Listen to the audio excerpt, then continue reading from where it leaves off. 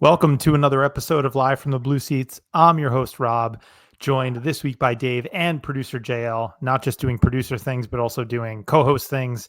Great to have him back for a three-man show here in mid-July as we trudge through a long hockeyless summer, but, trying to make the best of it, enjoying ourselves. We are fans of other sports. At least I know JL and I are baseball guys. Dave's got plenty going on with the kids. Today's show is a good one. We did get a schedule to react to, so we're going to go through some of our takes and early thoughts on the Rangers schedule. And then we're going to do a little lineup projection 1.0. So obviously this can change as we get closer to camp and into camp if there are changes, PTOs, last minute signings. But we'll give you our mid-July lineup projections 1.0, and then we'll get to your questions from both the... Well, I think they're all from the blog. I don't think we have anything from Blue Sky or X and whatever the hell we want to call it. Dave, how are we doing? I am good. I can't complain. My children were a little feral tonight trying to get them to bed, but I believe they're both asleep. I don't think I even chewed my dinner before we had to record, but I'm here. I'm good, and I'm actually enjoying a little bit of a break from hockey and the timing needs to get things up on the site when they happen. I do enjoy the last 2 weeks of July and all of August for the most part. It's nice to have a little bit of a stress-free blogging experience. No doubt. JL, how the heck are you? I am doing all right. Greetings from the Garden State Parkway. I am coming home from, you talk about sports, I was actually just at Citi Field for a season ticket, a member event. I got to see Bobby Valentine swear at opponents on the screen for about 20 minutes. So that was fun.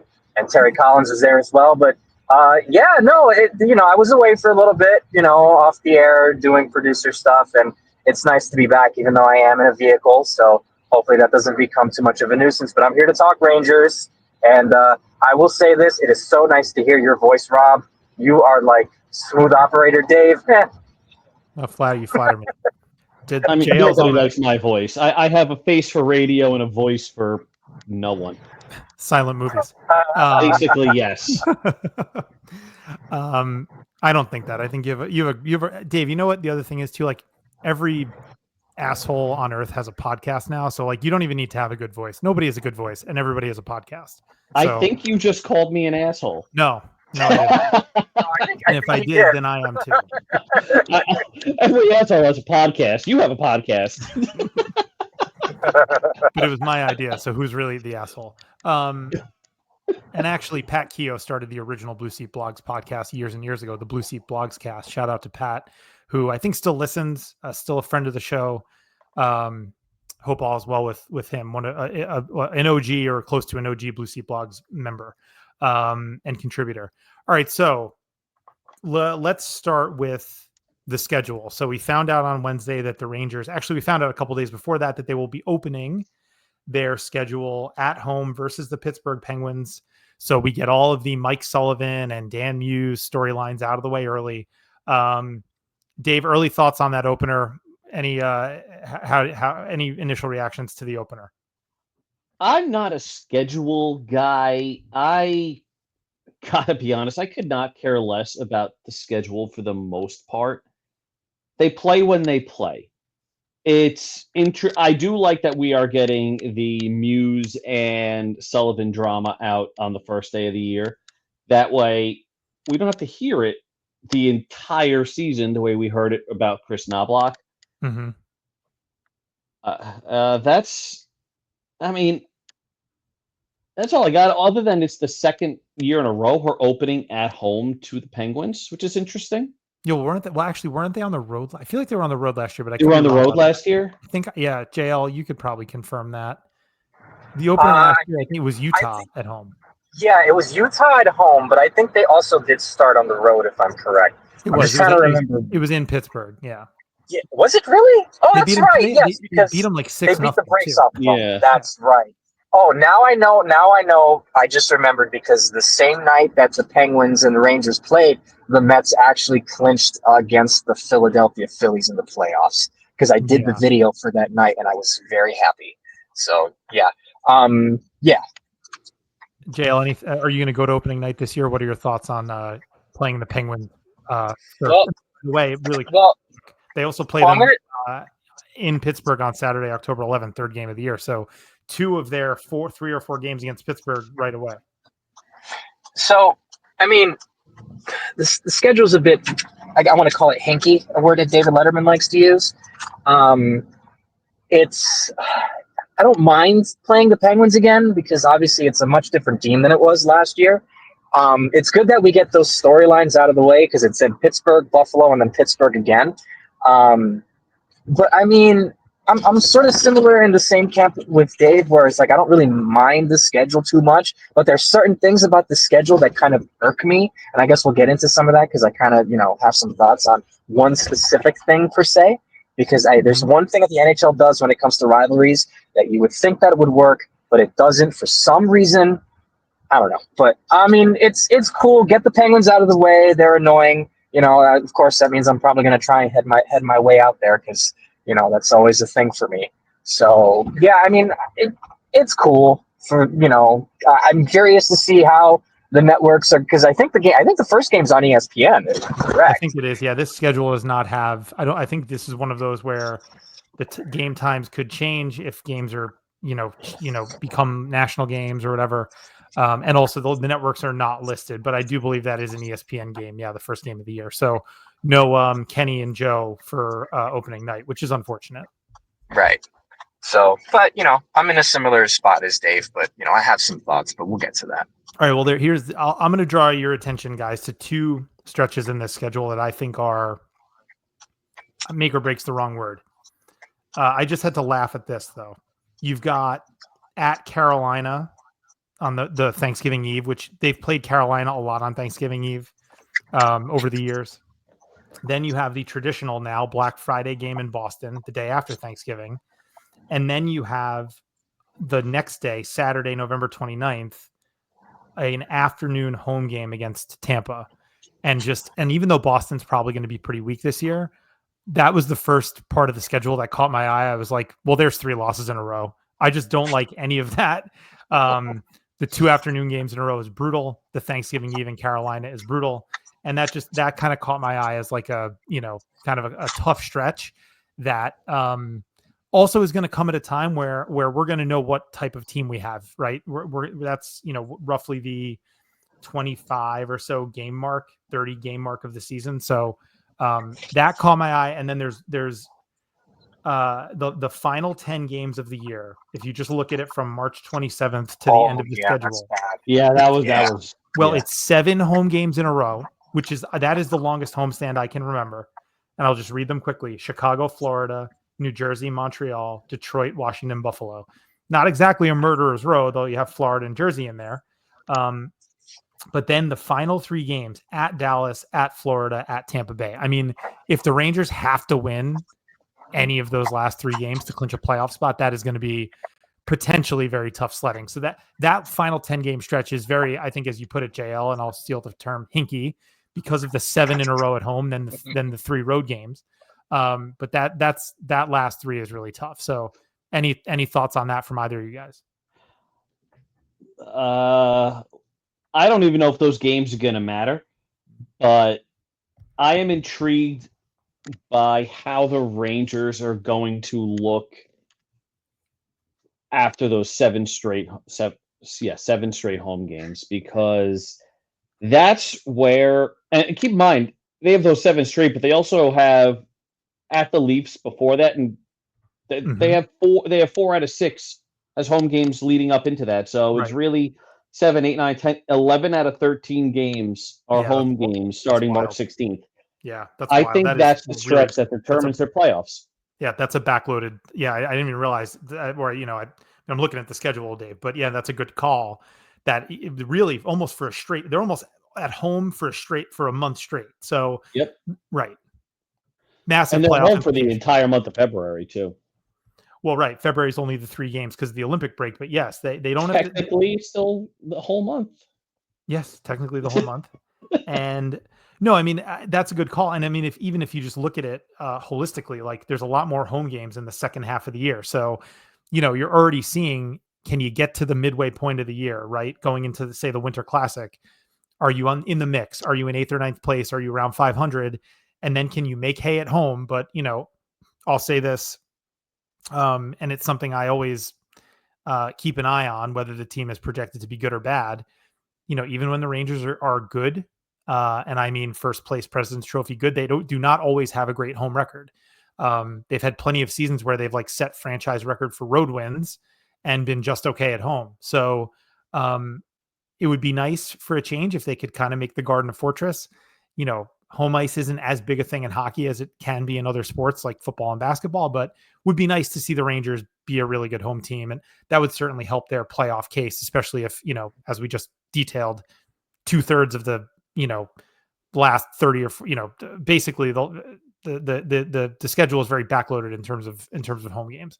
All right, JL, sorry. Another nice piece about that is all of the West Coast games, they're done by mid-January. We have the usual Western Canada run at the end of October, but then our run through, Vegas, Colorado, that area in Utah now instead of Arizona is November, and then we have the run through California in January, and then that's it.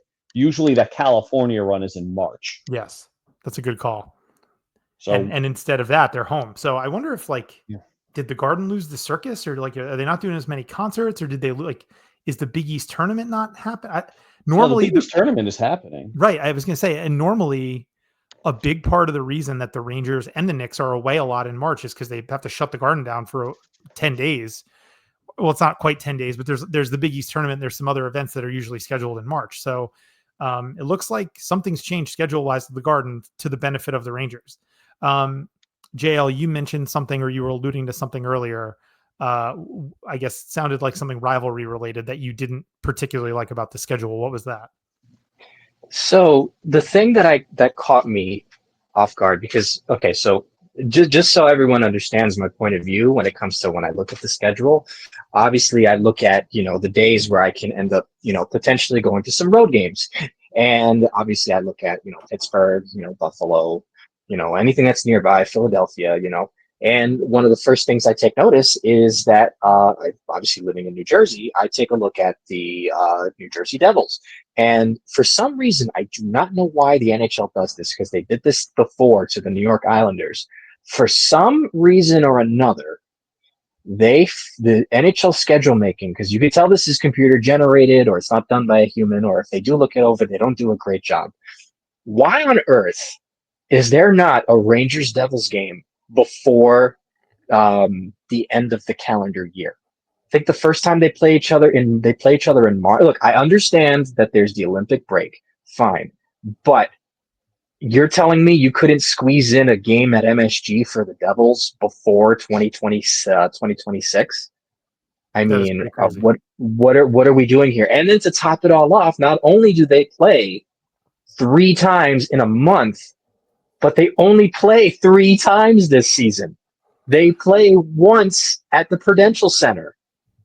What on earth is that? If I remember it correctly, I could be wrong, but when I saw it, I only saw one game at the Prudential Center, and it was a Saturday afternoon game. Maybe I looked at the wrong schedule and I didn't see a 4th game because I was looking for it, because, hello, I live 20 minutes away from the Prudential Center. Why would I not want to go? So and they did this with the Islanders last year too. The first time they played the Islanders, I think it was 2 seasons ago, was in January. They played in either January or March, because I remember I was in Buffalo when they were in Buffalo, and then they went back to the Garden for like a home and home kind of thing where they were in Buffalo. Mm-hmm. Then they went to they played the Islanders on St. Patrick's Day of 2 years ago. So it's like, but that was, I think, the first game of that matchup. I could be wrong, but I just remember them being so separated. Why on earth would the NHL allow 2 huge rivals to not play each other in the first half of the season? Now, granted, Maybe it's intentional where both teams are looking for a playoff hunt or whatever, this, that, and the fourth. Okay, to that degree, I get it.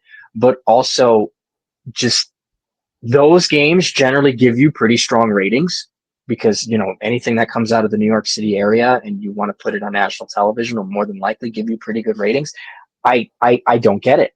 And then to top it all off, they couldn't even find a way to put it on a Tuesday where they want to do the Frozen Frenzy. Imagine having a Frozen Frenzy rivalry game, Rangers Devils on that day. That's I don't get it, because I think the first Frozen Frenzy is going to happen on the 28th or 26th or 28th of August, or not August, of October, and the Rangers play Vancouver.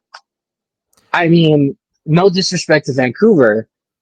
Obviously, they may want to pull the whole 94, nonsense or whatever, which we've heard for the last umpteenth years. But come on, really? We play, and look, I hate the Devils, and it's excruciating to watch them beat the Rangers, but it's a rivalry game. Those are fun. That gets people to watch because those games are very intense. Why have that in the second half of the season? I just, at least one. I don't get it. That genuinely pissed me off. Well, so one of the things you brought up, which actually, and this is another thing that we're not going to go into depth about, but with the ratification of the new CBA and the expansion to an 84 game schedule, that will solve the problem of the intra-division game. There only being 3 intra-division games against certain teams, right? So that was basically like a rotational thing with the way the schedule is structured, where you play every Western Conference team twice, and you play every Eastern Conference team 3 or 4 times, I think is how it nets out, or you play every team at least twice, and then the teams within your division 3 or 4 times. The 83rd and 84th games are both going to be division games. And I think that would enable you to have 4 games against each member of your division. So 2 home and 2 away, obviously. So I don't love the idea of expanding the schedule. I know that the players don't love the idea of expanding the schedule and lengthening an already very long season. But that is one of the positives, I guess you could say, is that would result in an even number of division games every year. But no, it's a great call out, JL. I mean, and I think that, we're all old enough to remember the days of 6 games against division or 8 games against your division. Oh man, I remember the 6 days. Yeah, 6 games. Those were fun. That feels like the right number. I was just going to say, yeah. Those were fun. Honestly, I think those were great. 3 home, 3 away. I mean, I don't get it, man. I mean, no, you're absolutely right on what you're saying about that. But at the same time, if you would hope that the NHL would potentially, at least with the next 2 seasons, I guess, probably try and give us something to where, look, do I really need to see the Buffalo Sabres more than twice?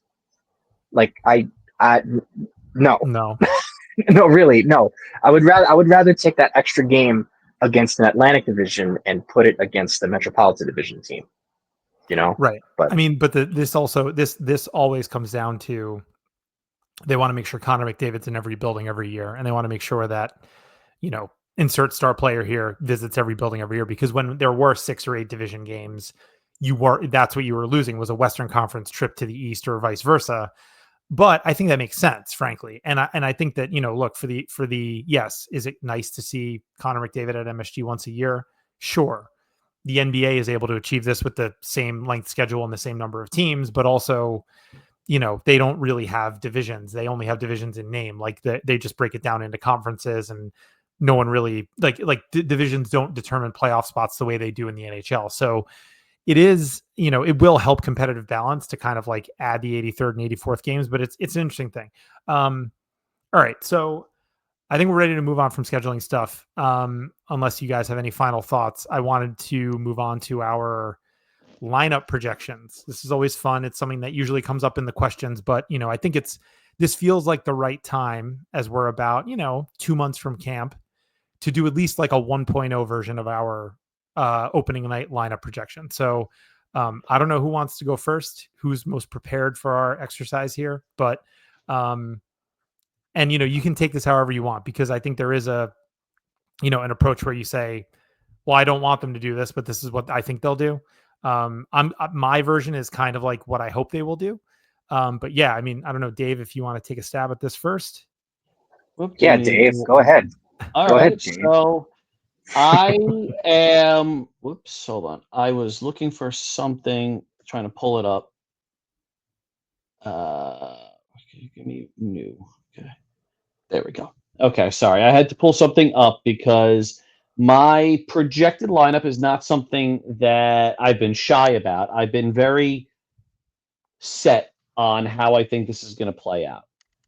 I think your top line is going to be JT Miller with Artemi Panarin and Alexis Lafreniere. Mm-hmm.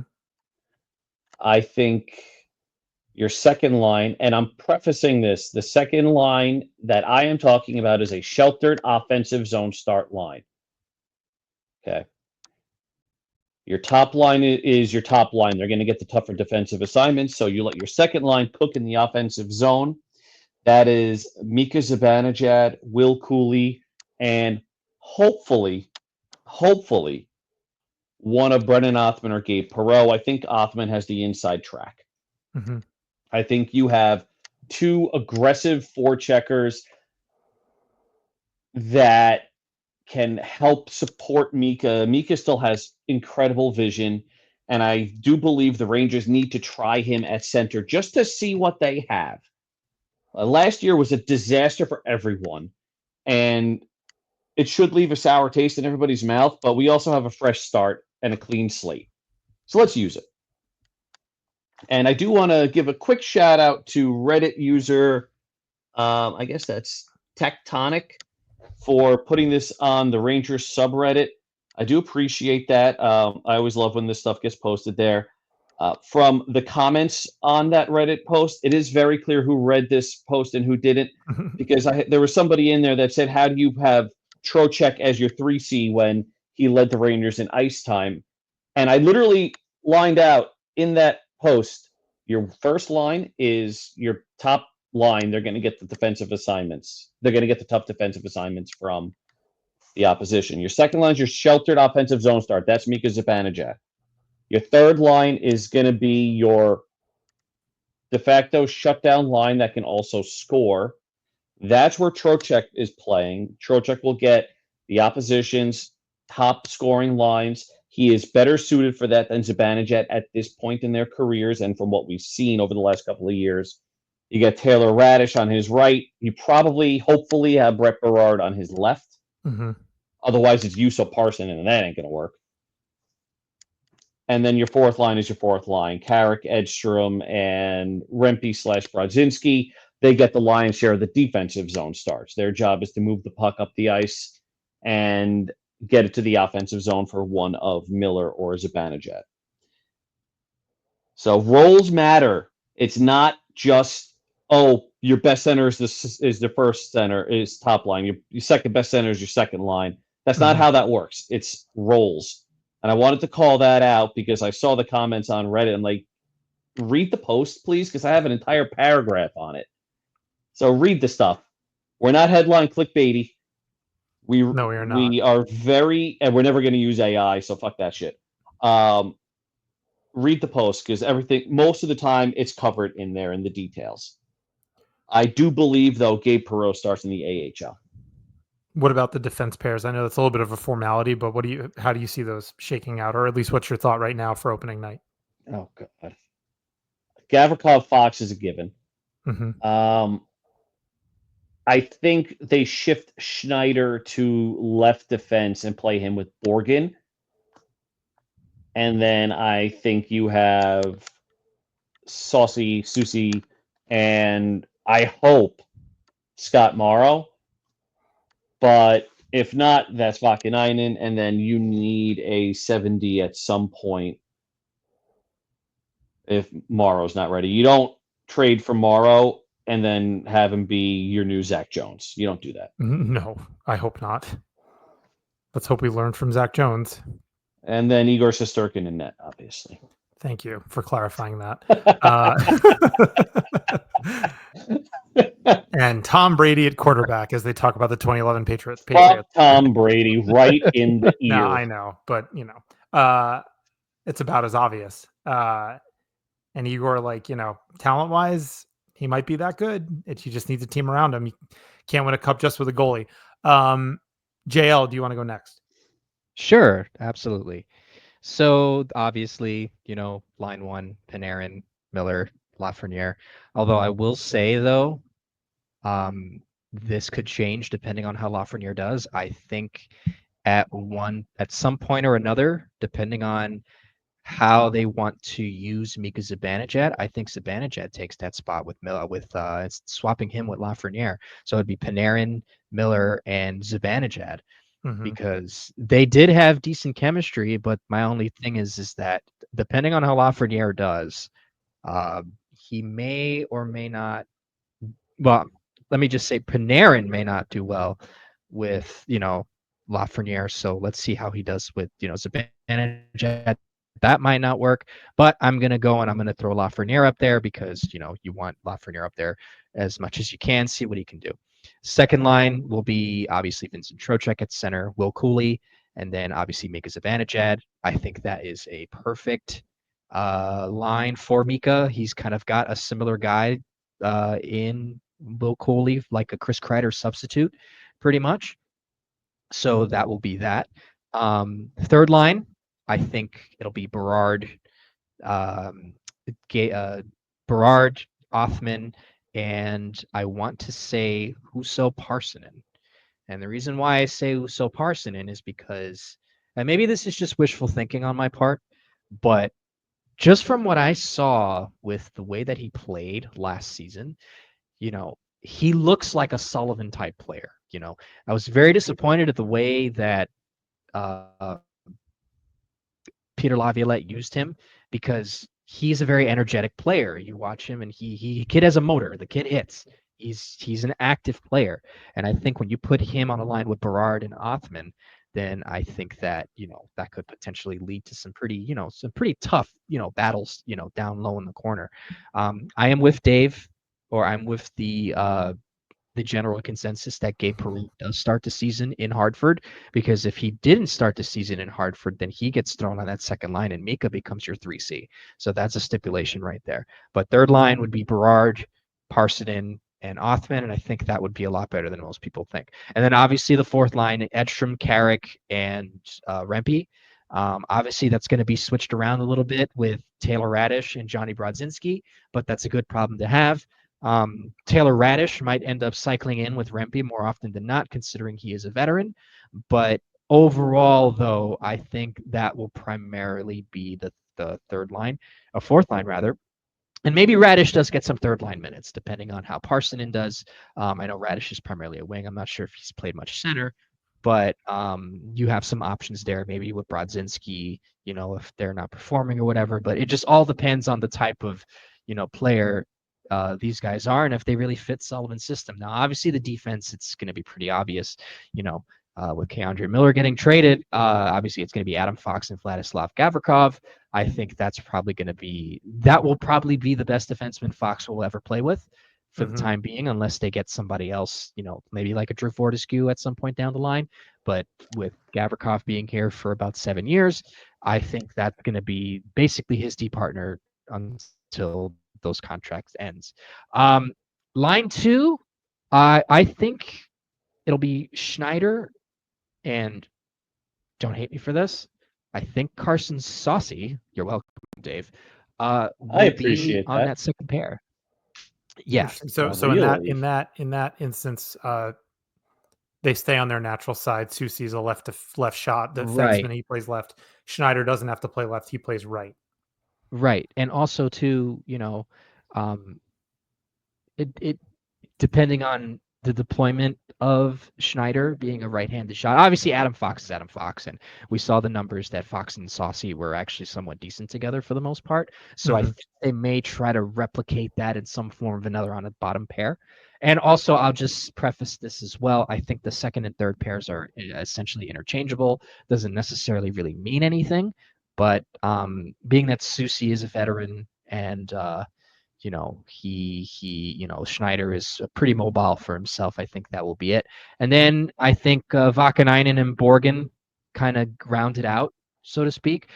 Maybe Scott Morrow. I really want to see what that kid has because it seems like Carolina couldn't really get him into a lineup somehow. But just from looking at some stuff online, he might be the answer to what we wanted Zach Jones to be, which is kind of be that second offensive defenseman. Because if you think about it, yeah, Will Borgen can, you said it best, Rob. Will Borgen is essentially doing what Jacob Trouba was supposed to do, but for far less money. So Right. you're gonna have, but Borgen is not very offensive. He did get a couple of goals, which was pretty nice, but he's not going to be a guy that's going to score you 10 goals in the back end. So I think, depending on what camp looks like and what they see in Morrow, I think more than likely Vakanainen, like Dave alludes to, is going to probably be the one that rotates out because you're not going to scratch Will Borgen, and Vakanainen's on a lesser contract. That's easier to kind of put down. So all in all, that's probably how I see the D pairs. And then obviously, of course, Jonathan Quick is my starter. No, kidding. It's Igor, of course, and then obviously Quick. One thing I will say though is that this could definitely change. Obviously, this is just 1.0. All this depends on, and also we can't also forget Adam Sikora. Although he hasn't totally lived up to the hype yet, I think this is the time where they get to kind of see what they have in him and sort of like a rough and tumble type of player. He was compared to Brad Marchand on his draft day. So I think this is also a time to see what they really have in him. Not entirely sure about his development full scale as of yet. Dude, he's 20 years old. Right. So, but it wouldn't hurt to, get another look. If this is going to be the time where we preach patience. Maybe being on a Mike Sullivan type squad can really, kind of give, a player like that. Because, and I don't want to sound like I'm rambling here, but, all this really depends on how the players react to Sullivan's system. Now, obviously, as the season goes along, and what we, begin to notice, it'll depend on, who fits in what person fits in what peg, what round hole, square hole, whatever. So, but I do definitely think Adam Sikora does get a look. They need another guy. Like I see Sikora kind of similar to the mold of Will Cooley, except slightly less skilled, but still very sort of like Florida Panthers type player. That's the key thing that everybody likes to say on Rangers Twitter and also in numerous group chats that I'm in is that you want a Florida Panthers type player. And if Adam Sikora can live up to what he was known to be in his juniors and also internationally, then I think Adam Sikora fits the bill perfectly for them. I'm going to push back on the Sikora, seeing what he is, seeing what you have in him. Dude is 20 years old. He's in his second year of his entry-level contract. I mean, yeah, he's going to turn 21 in September. I mean, the only reason why we're hearing so much about him is because he came to Hartford. This is going to be his third year in Hartford. So he started at 18 or 19 in Hartford, and he came over early. So that's the only reason why. It feels like he's been here forever because of that reason. But he's not Matthew Robertson. He's not 25 years old, and the Rangers trying to actually see if he can play as a 7D. I mean, I forgot about him. Sikora's probably going to spend the entire year in Hartford because the guys they need to see what they have are Berard and Hoffman. They're both older, and Sikora is probably somebody they see as the next quote-unquote wave if they keep him. But I am pushing back on the Sikora thing because they're not going to see what they have in him this year. If they do, great. That means he excelled somewhere. There's also just there's not that many slots, and there's, like you said, there's the Berard, Hoffman, Perreault of it all. I would say that I would love if Sikora could get to a point where he's like the obvious next guy called up if there's an injury to a forward. Like that's kind of what you want, especially if it's like okay, we need a bottom six guy, because clearly, if what we're saying comes to fruition and Perreault starts in the AHL. Look, I don't want there to be an injury in the top six, but if there is an injury or something and the Rangers want to rejigger the lineup and they want an offensive spark, Perreault is clearly going to be that guy unless he's really struggling in Hartford.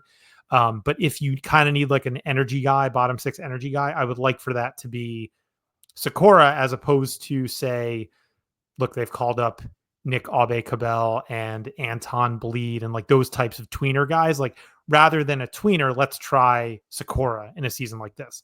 I'll go quick on mine, but I just want to, before I kind of get through it, the hardest thing here, and what's really kind of giving me pause, and as I read through what little content there is, I'm not paying for the New York Post, so I don't read like Larry Brooks's and Molly Walker's columns behind the New York Post paywall. I read whatever is put out in The Athletic.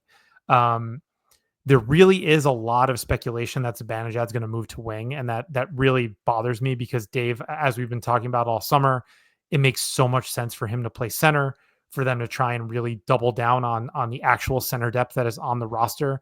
This is like the hardest part of a hockey team to build. And when you have three centers of the quality that they have, yes, Zibanejad's off a down year, but he's not like an unplayable player.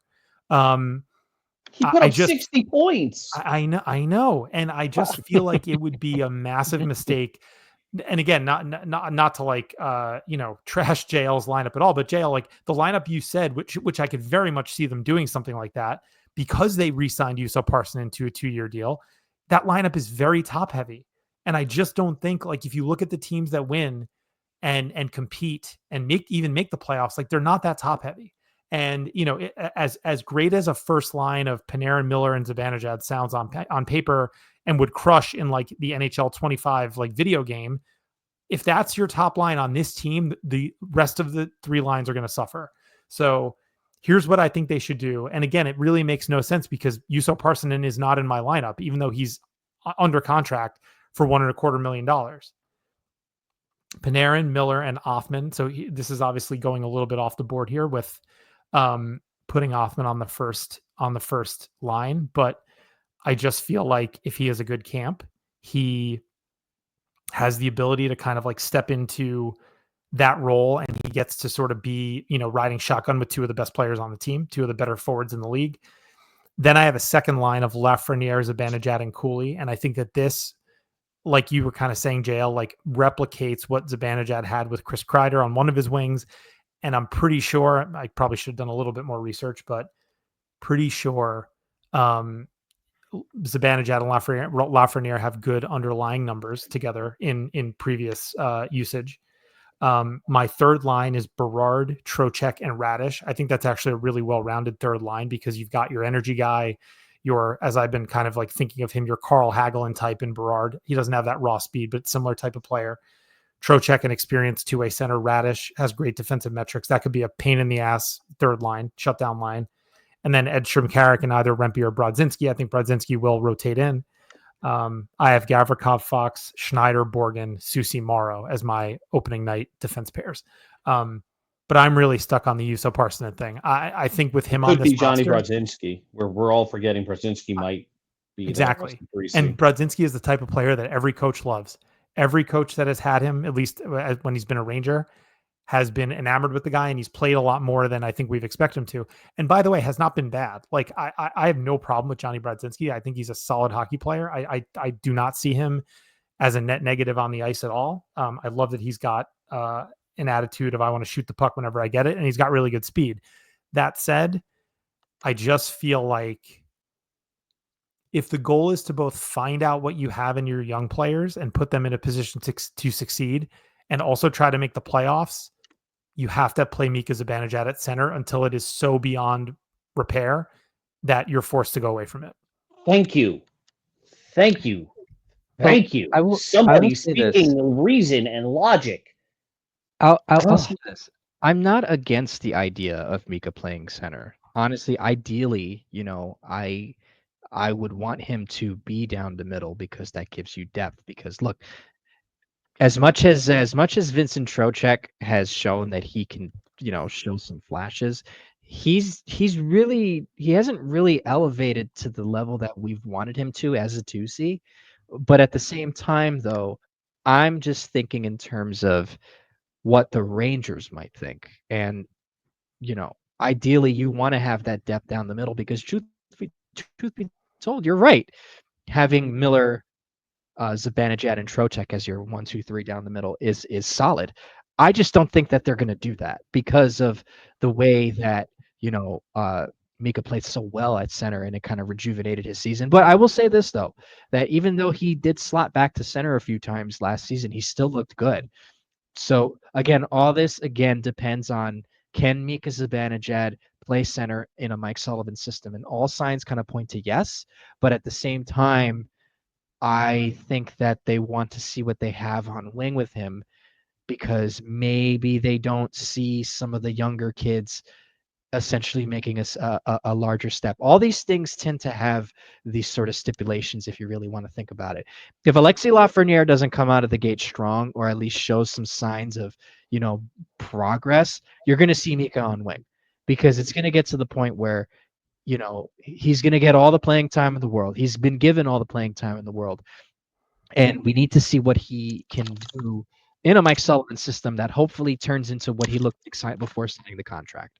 So it'll all depend on how well Lafreniere does. It will also depend on how well even Brennan Othman does. I like the idea, Rob, on your lineup of Othman being on the first line, because I think, it gets to a point where you kind of have to see what your first round pick in 2021 can do on a top line with more minutes, because that just might be exactly what he needs. You can, just from the times where Othman was on the third and fourth line last season, he looked really engaged and looked really good, but you can only go so far when Matt Rempe's passing you the puck. And it's no diss to Rempe, of course. Rempe's a phenomenal hockey player in the role that he can play in, but he's not going to make a nice dish every single time he's out on the ice for the 4 minutes that he's out there.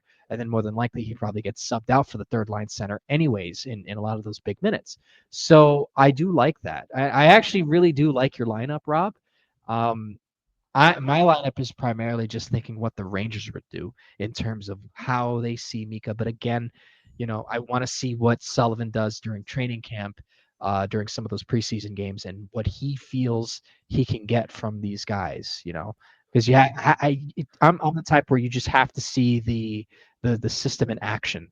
That's what I did with Peter Laviolette, and those opening night lineups for his first season were awesome because they all clicked. And obviously we know what happened after that, but that's how I was able to make my determination. But obviously we're going to have a couple more instances where we won't be able to have that opportunity, but we'll still make our guesses, of course, because that's what we do. And then there's Dave. It was You a mean lot. Dave, the logical one? It was a lot easier. I'm not disagreeing with you, by the way. I'm just saying so. No, honestly, JL, I think what you were saying is spot on, in the sense that I think there's a very good chance they're viewing Zibanejad as a wing right now. And I just think that, again, that otherwise you're probably not signing Juuso Parssinen into an extension, like when every dollar counts, considering their cap situation. So we'll see. I'm intrigued, but I also think that this was a lot easier of an exercise the last 3-4 seasons, right? Regardless of the coach, the lineup was very set, especially the top 6 or even down to the top 9. You were like, okay, especially when Hedel was here, it was like Zibanejad, Trocheck, Hedel, insert 4C here. And you knew Kreider was going to play with Zibanejad. Once the Panarin, Trocheck, Lafreniere thing took off, everybody knew that was locked in. I think, look, the only thing I'll say about Brennan Othman is like that sort of thing has worked before, as crazy as it sounds to put a guy like him. First of all, he's not technically a rookie. It'll be his second year because he played 20 plus games last year. And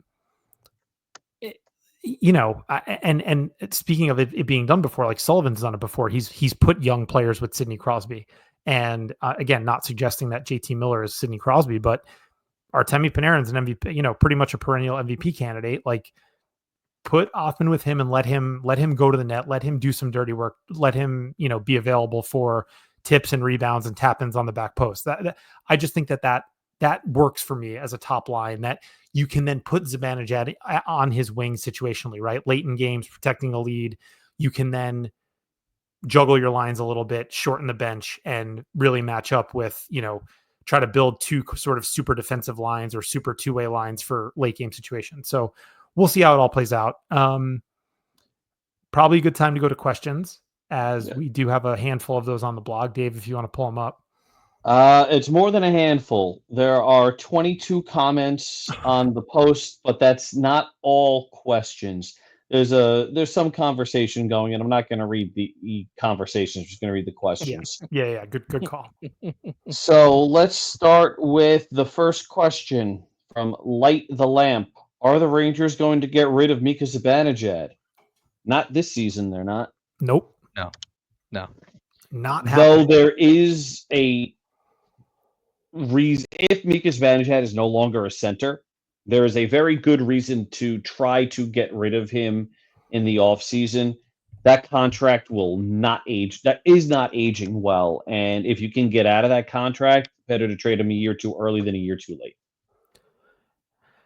It's kind of a catch-22. I don't think you guys are. They're not getting rid of him, right? No. But if he has a good year at wing, like, then I don't know. Are you going to find a buyer? Is he going to want to leave? There's so many layers here where, and again, so much damage done last year with the way that the no moves were handled.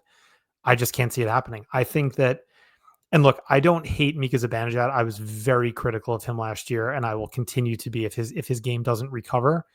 But I mean, so I don't mean this in a pejorative way, but like, we're stuck with him. Like, he is on this team, so get used to it. I'll say this. Anybody can get traded, so maybe we'll be surprised, but truthfully, if he is productive, right, and with the cap going up, every year that goes by that we have him, the hit will hurt less and less for this team, and you'll be able to really work with what you have in that aspect. The only thing is that,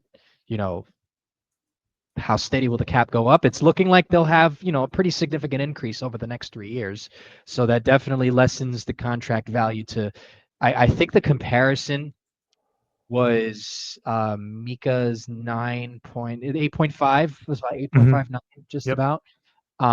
Will total to about 6 current in the next couple of years, which you can deal with, and look, like I said, if he's productive, then fine. That's a problem that I'm willing to deal with. They signed the contract, it's dotted, signed, sealed, delivered. There's nothing else you can do. But if he's even productive and can at least become a power play merchant again, because that was the big knock about him, was that he was a power play merchant. He wasn't a power play merchant as much as last year as he normally would be. So if he can at least do that, fine. Because again, unless someone decides to really help the Rangers out, like you guys said, he's not going anywhere. And if he's productive, why get rid of him in the first place? He's a veteran. He knows the team. If he's willing to put the bygones aside with everything, which seems like he's trying to do, then by all means, he's a great guy. Very good hockey player. It's not like his skill just diminished in a year. Yeah, he's regressed slightly, but that's everybody. But also, he was dealing with a lot of stuff off the ice. So with this summer being relatively quiet, you hope that you can get something out of him contractually to where it can justify keeping him around.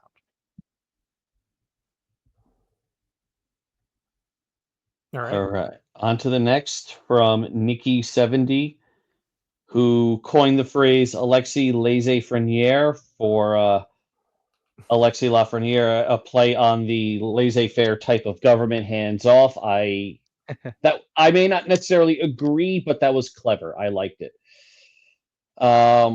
If Sullivan decides that Gavrikov is best suited with Will Borgen or whomever, and not Adam Fox, who are we looking at to be Fox's next partner? Could Braden Schneider be a candidate? Well, we've talked about this with Schneider moving to the left. I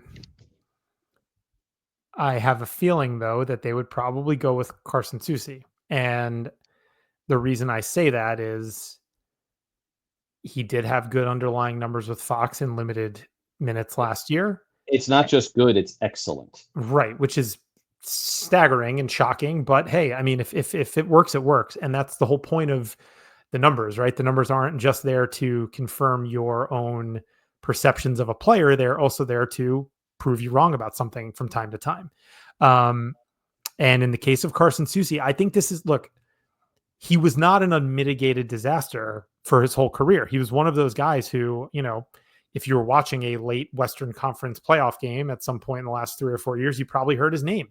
he was on some pretty good teams. He played a lot of minutes, which again isn't always an indicator of quality, but like if most coaches are throwing you over the boards every 2 or 3 minutes, you're probably bringing some sort of value to the table. So Mike Sullivan may believe that he makes the most sense as Adam Fox's partner. And by splitting up Gavrikov and Fox, and we've seen a lot of coaches do this over the years, you're able to keep one of your best defensemen on the ice for, roughly 80% of the game, if you add it all up in terms of power play, penalty kill, and even strength time. So I certainly see this as something that could happen, and I do think it would probably be Carson Soucy. So I want to expand on those numbers because the answer is going to be Carson Soucy. And I can't believe these words coming out of my mouth because it looked like Soucy was skating in mud. In 146 minutes together. It's a lot of minutes. With him and Fox. It's a lot of minutes. What do you think their shot share ratio was, percentage? Well, I know it's good, so I'm going to say it was like 58%. JL? I'm going to say 54. 59.86. I'm rounding up to 60. Wow. Goodness gracious. Defensively, they allowed 47 shot attempts against per 60. By far the best pair that wasn't Fox and Miller. Yeah, that's really good number. Goals share. That's actually really good. Not expected goals, goals share. What do you think? 72%. JL? I'm going to say 65. 70%. Wow. With a 1.23 goals against per 60. Expected goals 4%. Wow. Probably similar to the shot share, so I'm going to say like 57%. JL? Yeah, I'll probably say about 57. That sounds about 63.28. Wow. Wow. 1.88 expected goals against per 60. Right. And so they're not This only is insane. I'm not even done yet. I'm not done yet. High danger chances percentage. 64%. I'm going to say 59. 71.74%. Come on. It did not look like that. This is straight out of Natural Stat Trick. Oh my God. Their high danger chances against per 60 was 5. Yeah. 5.32. I mean, that is literally the Florida pick. Like that's every cup contender is they give up about 5 or 6 per game. Yep. So that also goes to show you what you need from all 6 defensemen, not just your top 2, but yeah, Right. no. Yeah. I mean, that's wild. Their goals against may have been a little padded by Igor having a solid stretch. They got a 94.6% save rate while they were on the ice, but they also only shot 8.5% at 5-on-5. So that balances out. They're going to get more offensive zone starts anyway against preferably lesser competition because you're trying to get Fox out there to put points up. But there's a strong argument that Carson Soucy should be the top left defenseman on this team. And I can't believe those words just came out of my mouth. Well, I guess if you think about it, obviously we want Gavrikov, of course, but I think too, just kind of going back a little bit, you may think that with the Sullivan type system where just going off of what I can recall the system looks like, the defensemen at least don't always have to be so mobile in the defensive zone, because I think the thing that we notice a lot when we would watch Ranger games is that they would, not that it's never going to happen, but we notice that, they're kind of just running around, scrambling a little bit. So I think with a more man style system, I think that might be able to mitigate a lot of what we saw. Zone style system. Yeah, just sort of like mitigate a lot of the issues that we saw in terms of like mobility, and it was the same knock that we had on Keandre Miller. And if I think the Rangers had kept him, I think that he would have done very well in a Sullivan type system, but clearly Sullivan didn't like him because they shipped him off as quick as they could. But I think that's what they're trying to go for with Carson Soucy because, if there's one thing that and look, Chris Drury's not perfect, but if there's one thing that I know just from his evaluations of just players in general is that he tends to really go for a lot of the analytical mixed with the eye test sort of thing. So I think maybe the reason why they kept him is because they want to see how he does in a different style system. And if he can take away a lot of the, mobility issues in a Sullivan system where he doesn't have to move much, and Adam Fox basically handles that, then I think you have a lot more options to move Gavrikov with another defenseman that can really solidify, a decor. Because if this is what you're telling me, and I believe it 100%, then clearly there's something here with Fox and Soucy because you can't dismiss it outright. No, really you have to look at I would say, okay, maybe we missed something. Maybe if it was like 50%, 49, 52. Everything is 70%. Are you kidding me? Well, and that also part of that is that Adam Fox really came on in the second half of the year and did start to play better, but also, he has not had those types of numbers with Ryan Lindgren and with other partners. What I was going to say as well, JL, you brought up a good point about like sort of the type of defenseman that Drury prefers. I do think he generally wants low risk, sort of like larger for sure. We talk about size here, whether or not it's, a merited approach is debatable, but he does like bigger defense first, sort of low risk, low event defenseman. I think that's what he wants to surround Adam Fox with. I think that was a big part of the Gavrikov signing.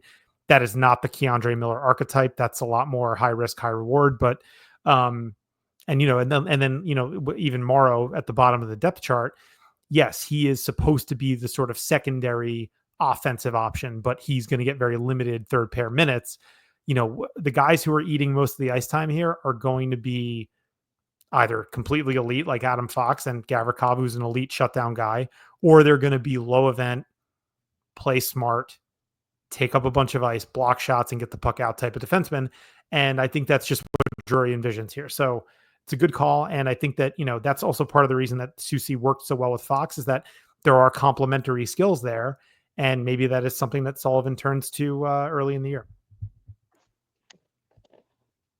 All right. Next question.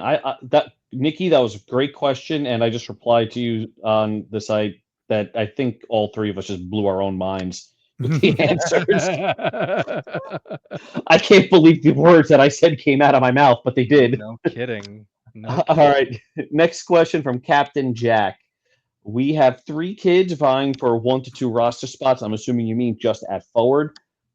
What do you want to see from each of them this preseason that could separate them from the rest? The 3 kids he's throwing out there, Othman, Perreault, and Berard. And he did add in Parsonen as a wild card. But what are we looking for from the 3/4 of them to separate themselves from the others? Yeah, and I'll just say I wouldn't call Parsonen a kid. He's a guy who's been in the NHL for the last 3 seasons. He's been traded twice. Just signed a new contract. Like I wouldn't put him in there. I mean, again, the more I think about it, the more I think he's going to play. And we'll see how that goes. And I'll be very quick here because I know we have a few more questions to get to, and we've been going at this almost an hour. The guy that keeps coming back to my mind when I think of Brett Berard is Carl Hagelin. Again, Hagelin was known for being like a complete speed burner, arguably one of the fastest skaters in the league. I don't think that's necessarily Berard skill-wise, but stylistically, first in on the forecheck, timely goals, great hockey sense, pest to play against. That's what I want to see from Berard. Like, can he be this team's Carl Hagelin type? I want to see Othman score goals from 2 inches out. Like, score some Chris Kreider goals, score on some rebounds, score on some tips. Like, show me that you have a nose for the net and can finish plays, because that's what you were drafted to do. I know he has a great shot and he supposedly can beat goaltenders from distance. I'm not as concerned about that, because if he is going to slot in the top 6, he's going to be a dirty work guy and he's going to be a net front guy like Will Cooley. Perreault, again, we talked about this a little bit last week, Dave. Like, if he's going to make the team, he's going to have to show that the rest of his game or his sort of IQ, which I think is there at an NHL level, his execution matches up to his IQ. Because I think timing wise, there were some issues last year. And again, he got a handful of games that were totally meaningless, that had no stakes. Even the opponents were good opponents, but they also weren't really playing that hard. It was just such a weird circumstance for him when he came to the team last year. I just want to see like the physical manifestation of what I know is an elite IQ. Prove to me that you can play at the pace, prove to me that you can play at this physical level and sort of withstand it. And the points will come. I'm not even worried about him. And I don't even think I would say, if I want him to score 7 points in the 6 preseason games. Like, no, it's not about that. It's about like showing that he's ready to play at the NHL pace. But again, I still think it screams Hartford for me. And I hope that's what they do, unless he completely blows them away in camp. JL? So quickly, I'll say if I'm thinking of this correctly, it's Perreault, Othmann, and Berard. Okay. Yes. So for Othmann, I'll echo a lot of your sentiments, Rob. I want to see the same ferocity that we saw in juniors and even in some instances in Hartford, where he can have that nose to the net, be that sort of grind to the nose or no grind. I can't come up with English is hard. It's apparently it is for me tonight. Nose to the grindstone kind of guy, put it in the back of the net, and it really showed that shot. That's what I want to see. Saw a little bit of it last year, maybe an expanded role. He can do that. In terms of Berard, I do really like the Carl Hagelin comparison, except the fact that Berard is a way better shooter. And yes, probably a better overall skater, not as fast, but is definitely a much better skater overall than Hagelin. And I think that sort of role would definitely fit him as a complementary scorer. So I definitely hope that he can fulfill that. That's what I want to see. And then with Perreault, like you said, with the high IQ, but one of the things that I want to see is his ability to be able to withstand contact, because it's the same knock that I had on Othmann when he first came up. And even though he played well, he did not take contact very well. And obviously NHL bodies are a lot different than bodies in college and even in the AHL. So if Perreault can show me that he can show that high IQ and throw that skill along with staying on the puck and being strong, doesn't even have to be an elite skater, but if he's good enough to be on his skates and make the right play and not get knocked off as easily as he did last year, then I think that's what will do well for him. That's what I want to see.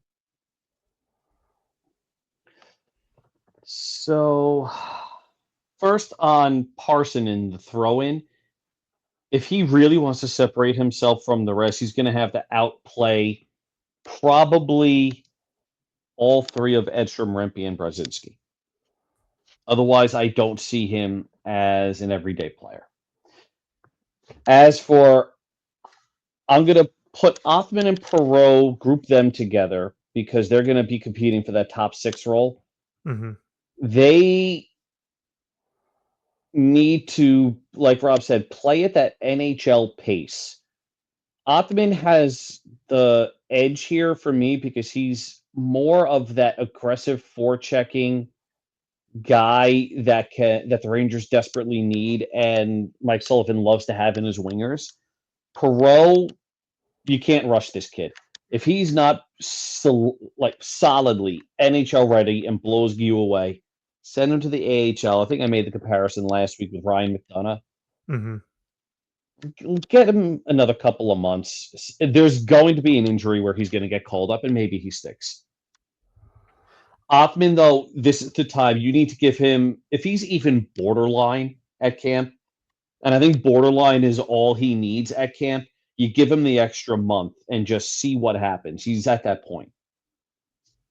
Berard, less stress. Be the feisty pain in the ass that we know you can be. Be Brad Marchand light without the nose. Yeah. Good question. Great question. These are great questions. No, they really are. The next one From Venra6891, is David Quinn going to be in charge of the defense? If so, God help us all. I don't know. But didn't the Rangers power play start finally clicking under Quinn? Yeah. No, And didn't the penalty kill look Yeah. really good under Quinn? Wasn't he Yes, it great did. with the special teams? Actually, yes, he was. Actually, I'll say this. He was. I think the Penguins had the 5th best power play in the league last year, and David Quinn was the architect of that. So I don't know if I mentioned this. Maybe I did in another podcast, but the way that I see them doing it, because a lot of people were kind of annoyed that he came back, but if he's not going to do the same thing he did as a head coach. Different duties, different responsibilities. The stuff that we were scared of with Quinn as a head coach, Sullivan's going to be on it, so I'm not too worried about that. So the way that I see it is that Quinn gets the power play, 100%. He'll get the power play, and the other two coaches split between the other assistant coach. I'm drawing a blank right now. This is terrible because I had these guys down in my head not too long ago. Joe Sacco. Joe Sacco. There we go. Yep. And Vellucci, some guy named Mike Vellucci. Yeah. So Joe Sacco, if I remember correctly, I think he took over for Boston when Montgomery was fired, and it actually was able to kind of stabilize that team defensively. And he was also really good as a sort of like a defensive merchant in Colorado. So yeah, I don't think David Quinn's going to take care of the defense. I think he's going to be the power play guy. And honestly, sorry, it's not Vellucci. It's a guy named Ty Hennis. I was wrong about Ty that. Hennis. Yeah, that's my. I looked him up. I looked him up, by the way. Should be a pretty solid hire. Should lessen the blow that we took from letting Dan Muse go. Obviously, Muse could be a head coach. Of course, you take that any day of the week, so good for him.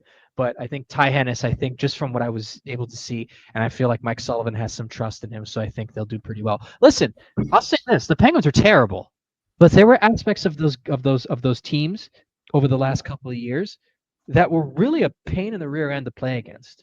So I think hopefully with those coaches that he was able to have, they can sort of bring that quality to the Rangers. So, no offense to the questioner at all, because it's a good question, and I understand the trepidation, but like people were doing this last year with Phil Housley, and Nick did it. I think we were talking about on the podcast, and I didn't really go after him about it because he was on a roll, and then the moment passed. But like, guys, like assistant coaches just don't matter that much. I don't look. I never played in the NHL. I haven't played any hockey since I broke my leg a couple months ago. I never really played above, any sort of recreational level. That said, this is not football with offensive and defensive coordinators. It's not even like baseball with like hitting and pitching coaches where like those things are so specialized. This is much more collaborative, and it all ladders up to the head coach anyway. So to me, I just don't think it's worth worrying about. And I think that people, and it's, look, we're Ranger fans. Like we tend to do this. There's always this like, I'm looking for the thing that's going to fuck up the entire operation at all times. Everybody does it at some point or another. And because the Mike Sullivan hire was such a slam dunk, everybody's just focusing on David Quinn. Like, just focus on Mike Sullivan. Don't worry about the assistant coaches. They ultimately do not matter. Nobody knows who the assistant coaches are on any good team. I could not name you any of Paul Maurice's assistant coaches. It doesn't matter. I couldn't name you any of Chris Knobloch's assistant coaches. It doesn't matter. I couldn't name you any of the worst team's assistant coaches. It doesn't matter. I promise you it doesn't matter. That's the end of my rant. Stop bitching about David Quinn. Preemptively. Love it. And that's the best way to end that question. On to the next, also from Nikki70. Why do you think Carolina got rid of their number one prospect in Scott Morrow, quote unquote, so easily in the Keandre Miller trade? I'm irrationally getting Julien Gauthier vibes, and I'm going to skip a bunch of this. Just talk me off the ledge. Sorry, Nikki, you wrote like a paragraph, and I'm skipping a lot of that. We're running out of time. Yep. Yeah, go ahead, Dave. Yeah, I'll start on this one. It's not that they got rid of him. You got to give to get in this league. And Keandre Miller, despite what despite what the common narrative was in New York, he's a good defenseman who just makes stupid plays every now Yes. and then. And every stupid play wound up at the back of his net on a team that couldn't get out of their own way, obviously. So you got to give to get. And the Rangers very clearly liked Morrow. They liked what Carolina was giving them over what Detroit was giving them. So Morrow is hopefully going to be fine. I wouldn't read into this as giving up their top prospect, as opposed to they had to give to get, and they got a 25-year-old top four. I was about to say top pairing, top four defenseman locked into a deal that's going to be 8% of the salary cap and going down for the next 7 years. It's a great trade for Carolina. It's a great trade for the Rangers. It's one of those weird trades where both teams got what they wanted. Yeah. Also, look at where Carolina is compared to the Rangers, right? That Carolina matters too. They know that they are going to be in the playoffs. They know that they're probably going to win a round in the playoffs, and it's all about May and June for them. And they are not going to play a guy like Scott Morrow in May and June. They're just not, and they know that. And I think Scott Morrow probably knew that, so he probably was going to be in the AHL the rest of for the entire year. And with the Rangers, there's more of an opportunity. And I think, look, it's not as big of a risk because Miller's more of an established player. But what if Scott Morrow turns into Adam Fox, right? And look, that'll be difficult because Fox is here and there's only so much ice to go around. But what if he becomes a truly dynamic, really good two-way defenseman on a highly competitive team over the course of the next 4 or 5 years? He's in their division. They're playing him eventually 4 times a year, and they're going to have to deal with him in the playoffs, just like the Rangers had to deal with Brady Shea, and now we'll have to deal with Keandre Miller in the playoffs. And, it's just, it's not worth, it's just, I don't think it's worth framing that way. I do understand the sort of like buyer's remorse with Gauthier and how that turned out, but also, you never know. Like sometimes guys are late bloomers. Sometimes it's just a fit thing. Sometimes it's just an opportunity thing. Morrow played really well in his NHL games. It's not like they called him up from Chicago, AHL Chicago, and he was in over his head. Like he had, Dave talked about this last week. He had really good underlying numbers. I think he scored a couple of points in the regular season for Carolina. Like he fit right in. So I don't think they looked at him and thought like, oh, this guy's not going to cut it. I think they were like, there's no room for him on a contender. So makes sense to move on if we are acquiring a player that is more in line with our timeline. Yeah. Also, I think that it's also more of a system thing. Not to say that the Hurricanes didn't value Morrow, but I think, like you said, with the fact that they were more established and they know they're going to make the playoffs, they want to have someone who can expedite that process a little more. Right. Keandre Miller's a good player. Like as much as we dog him, he is a very talented player.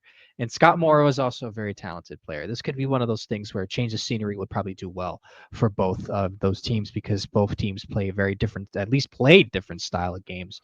And like you said, Scott Morrow probably has more of a chance to excel here than he did in Carolina because, if you look at the type of player that Morrow is, he's a very active defenseman.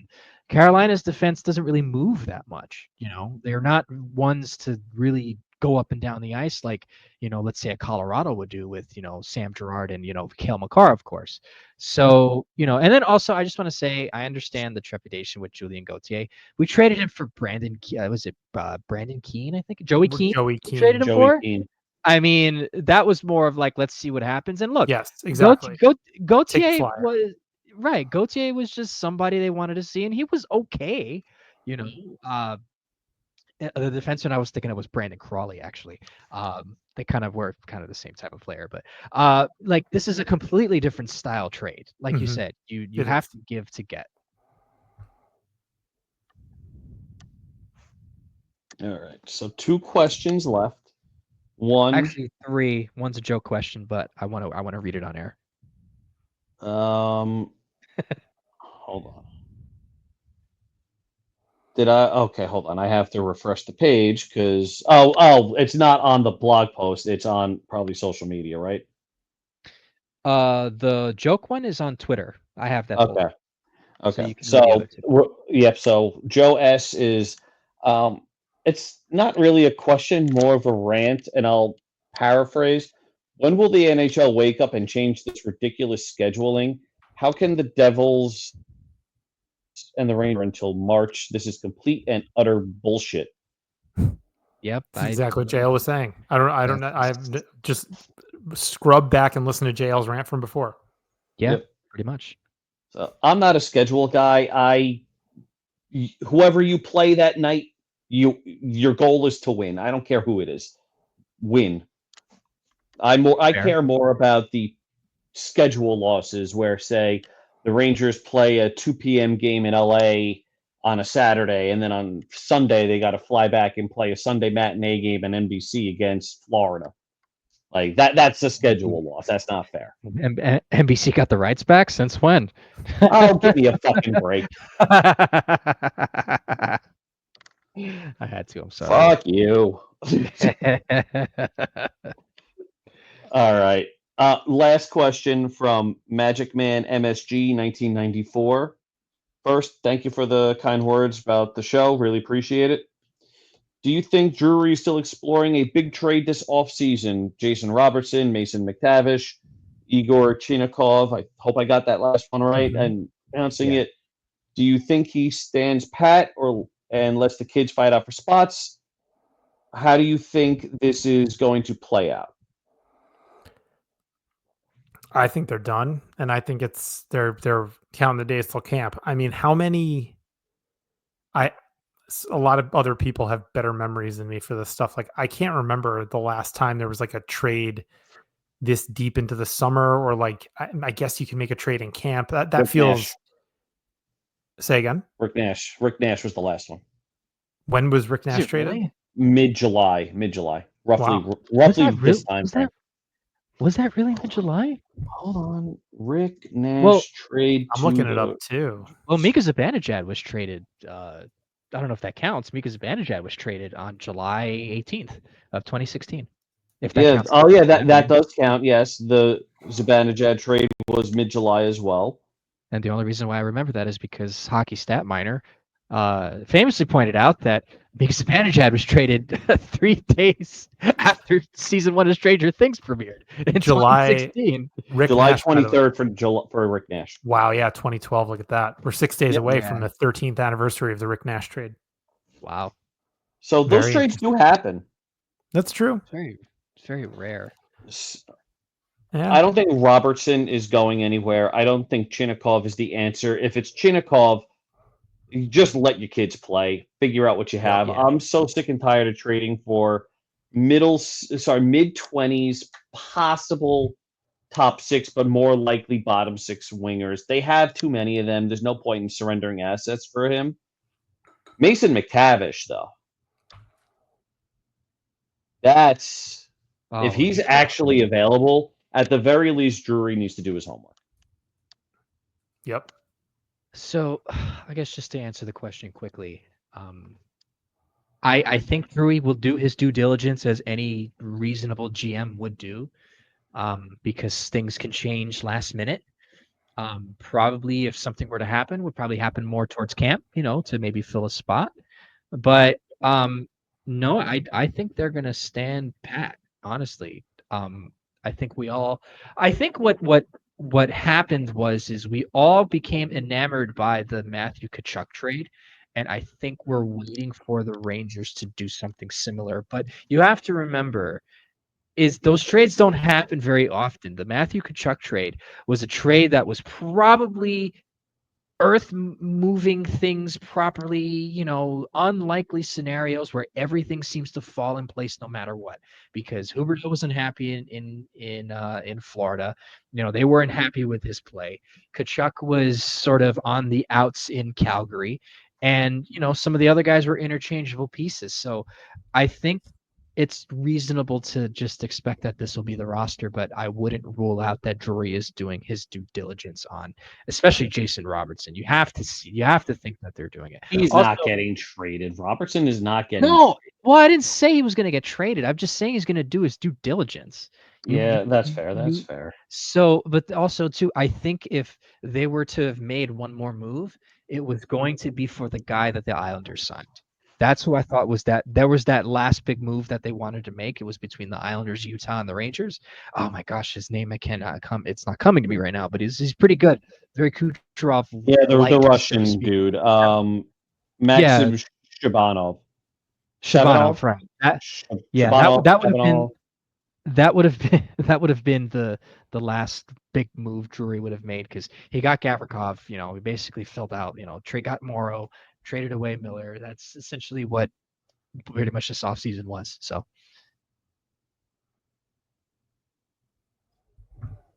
All right. Yeah. I have one more question, and Oh, this great. is this comes from our friend Nick at Oh, Brooklyn no. Super 90 from the our friends at 30 on Broadway. He goes, I can hear no. this in his voice too, which is funny. He says, "Why does Dave have some horrendous food takes, including hating on Milky Ways?" I'll hang up and listen. Milky Ways are gross. Oh, stop! You're a petulant child, David. Come on. They're really my favorite candy as a kid. I don't like them as much now, but I loved them as a kid. It's chocolate, Dave. They're What right difference there. does it With, no, make? they're right there with Three Musketeers and Chunky. Three Musketeers is good too. What are you talking No, about? it's These not. are Yours is you're not. great. Yeah, you're digging yourself a deeper hole here, Dave. Yeah, Dave. Excuse come me on. for having the appropriate food takes, especially around Oh my candy. gosh. So, what's your favorite candy bar? Yeah, Dave, enlighten us, please. So, candy bar. Okay. Are Reese's peanut butter Okay. cups considered candy bars? Or Yeah, that's fine. That's the same category. Yeah. Okay. So that's Reese's fair. peanut butter cups. I'll give you my top three. Those, Snickers, and Twix. Yeah, I mean those are great. I don't necessarily Okay. disagree, but like, I don't think we need to shit on the Milky Way. The Milky Way's fine. Like if I get a Milky Way on Halloween, I'm not disappointed. No, I would rather deal with the Rangers playing like they did last season than be force-fed a Milky Way. Oh No, my god, no, you won't, Dave. Stop that. No, you won't. stop that. And I'll say this, Dave.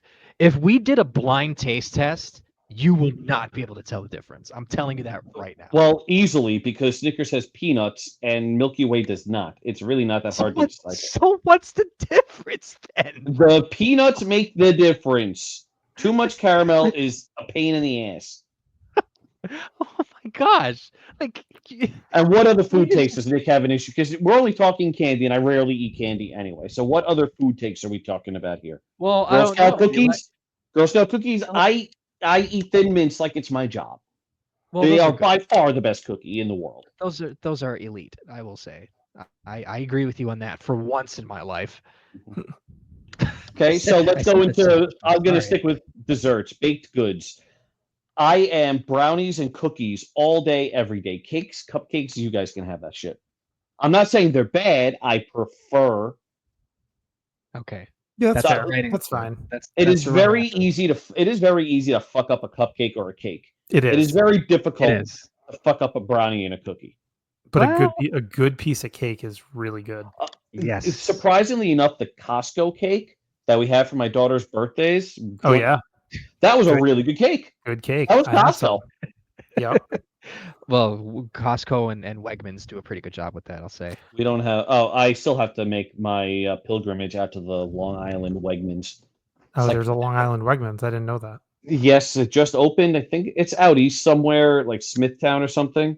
So I have to make my pilgrimage out there. Is Yeah. that considered the boonies out there? Because I feel like all of Long Island is the boonies.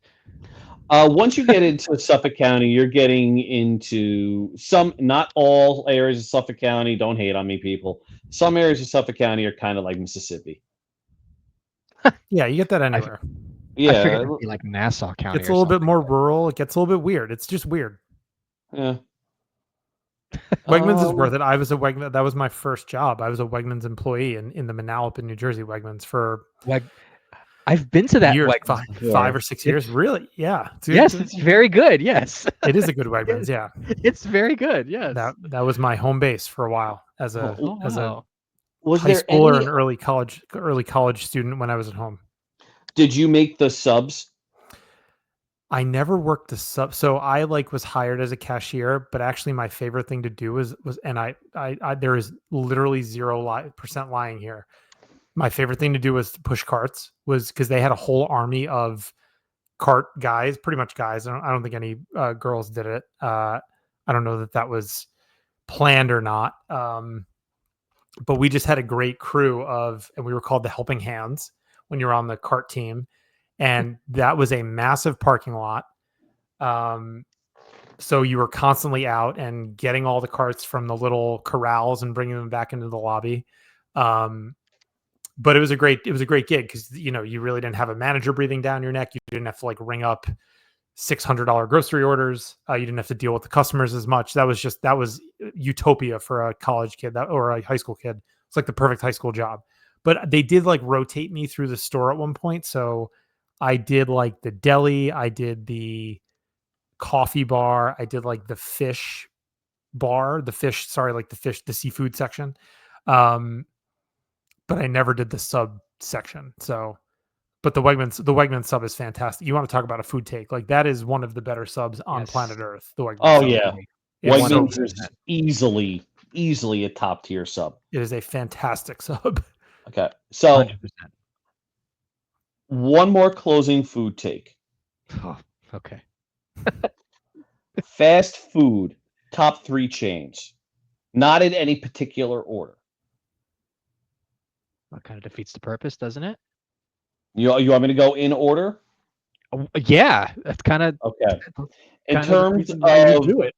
in terms of tastiness versus dollar spent, Taco Bell is clear cut number 1. Taco Bell's fantastic. I have no argument there. And the app order of your Crunchwrap Supremes or your Cheesy Gordita Crunch plus a beefy cheesy burrito plus the potatoes plus a drink for $6. You can't beat that. I You can't get beat it. Yeah, well. I love that's number 1. Becky and I are love- Taco Bell stands, so yeah, you'll have no argument from me. Okay. I Number love Taco 2. Bell, but wouldn't put it at 1. Number 2.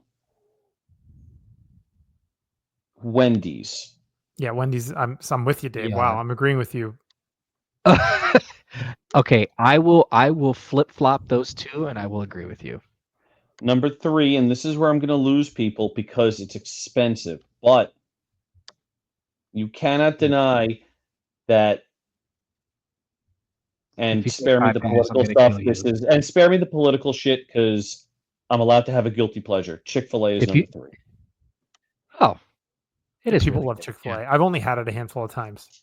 You get It's the good. sandwich, the fries, and the chocolate shake. Oh God, is that good? It's like $30 fucking, but it's so good. Yeah.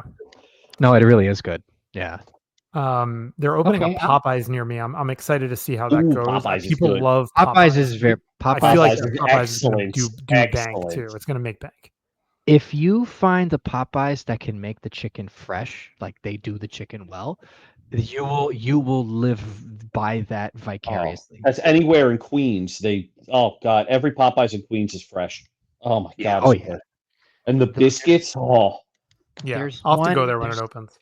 There's one here, not the one in Perth Amboy, because that one. Sorry if anyone from Perth Amboy is listening to this. Doubt it. But there's a town next to me called Woodbridge that there is or it's like Woodbridge, close to like Avenel. That's like I know where off you of are. Road. One of my old companies had a data center out in Woodbridge. Yeah, so there's a Popeyes out there, and me and my father prefer to go to that one because they make the chicken fresh. And I'm a toddler, even though I'm 32 years old. I always get the 5-piece tenders, and I just do just to die for. Nothing wrong with eating chicken tenders as an adult. I think that's a culturally Damn. acceptable thing now. I'm glad because I do not want to change that at all. So, no Dude, shot. The chicken tenders from the garden are solid.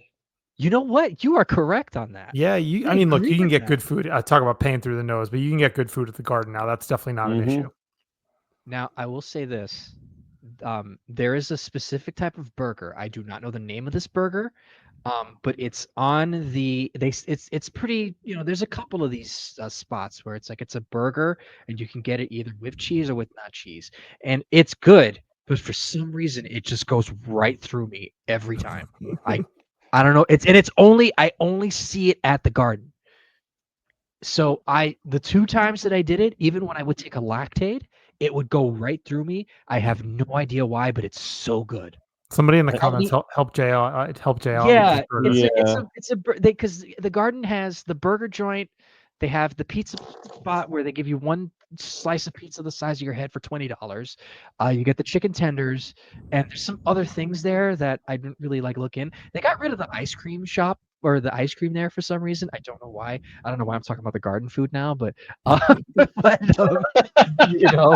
if we're talking about food takes, I mean, the Garden does have pretty good food. I mean, even some of the cheaper varieties, quote unquote cheaper, are pretty good. Like the hot dogs there are not terrible.